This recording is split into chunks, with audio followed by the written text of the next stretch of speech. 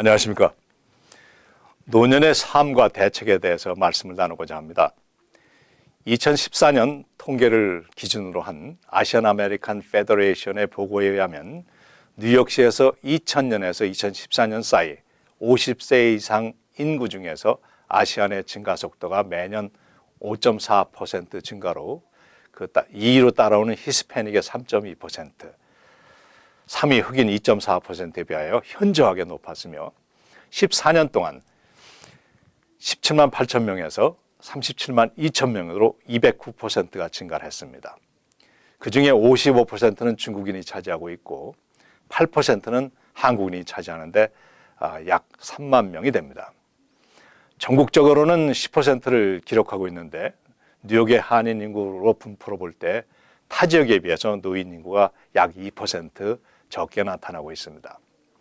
뉴욕시 한인 노인들의 특징은 언어 장애로서 91%가 영어 구사에 어려움을 겪고 있고 SSI 수령자가 뉴욕시 아시안 노인들의 14%보다는 15%로 비교적 높다는 것입니다.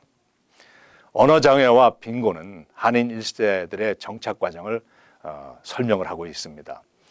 이민이 정책적으로 진행되었다고 하면은 언어에 대한 교육과 생업에 대한 대책이 이민과 병행했을 것입니다. 그러나 한인들의 미주 이민은 개별적인 동기에서 추진되었고 도착하자마자 바로 생업에 뛰어들다 보니까 언어보다는 돈을 벌어야 하는 일이 급했고 취직을 하는 것보다는 가급적이면 자영업에 종사하고 취직을 하는 경우에도 한국어를 사용하는 경우가 많았습니다.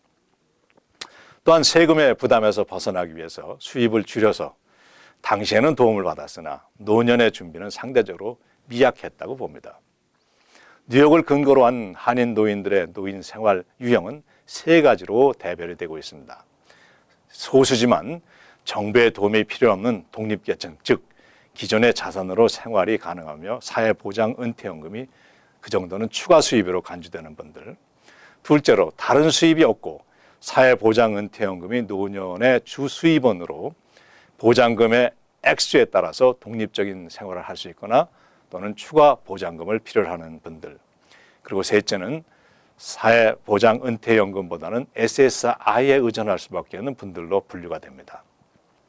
첫 번째와 세 번째는 선택이 없습니다. 그러나 두 번째에 해당되는 분들의 경우에는 사회보장 은퇴연금으로 생활이 가능한 분들을 제외하고 나면 나머지 분들에게 여러 가지 선택이 주어질 수 있습니다. 한인세의 일간에는 어차피 은퇴연금으로 생활이 안 된다고 하면 세금을 계속 최선으로 지불하면서 재산을 미리 정리하고 메디케어만으로는 감당하기 어려운 장기 보호에 대해서 무료로 혜택을 받을 수 있는 메디케이드에 해당되도록 스스로 빈민이 돼가지고 메디케이드뿐만 아니라 정부로부터 노인 아파트나 기타 서비스를 받고 사는 것이 좋다는 말이 퍼져나가고 있습니다. 현재까지 정부는 메디케이드에 관대했습니다. 그러나 이러한 정책이 계속될 것은 어려울 것으로 예견이 됩니다.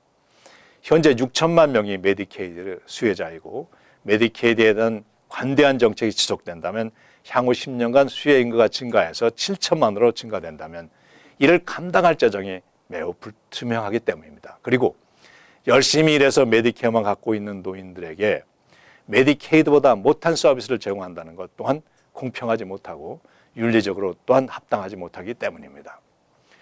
이에 대한 토론은 따로 마련해야 되겠지만 간단하게 말씀드리면 미리 자산을 정리하고 빈곤층으로 전환하는 것은 매우 바람직하지 못하다는 것입니다. 메디케어만 소유한 분들에 대한 장기 보호는 여러 가지 대책이 현재도 마련되어 있습니다. 부부 중에 한 분만 양론에 가실 때 남은 분을 위한 자산을 보호할 수가 있고 병원 비용이 많이 나와도 수입을 제외한 나머지 감당할 수 있는 부분에 대해서는 메디케이드를 적용할 수가 있습니다. 그리고 향후 메디케이드에 대한 정부 정책은 바뀔 수 있다는 것입니다. 그러나 무엇보다 중요한 것은 기존의 혜택이 유지되기 위해서는 그 혜택을 받기 위한 조작이 없어야 한다는 것입니다. 그 조작에 내가 관여된다면 혜택보다 더 중요한 진실을 잃게 된다는 것입니다. 진실은 인간을 아름답게 하기 때문입니다. 안녕히 계십시오.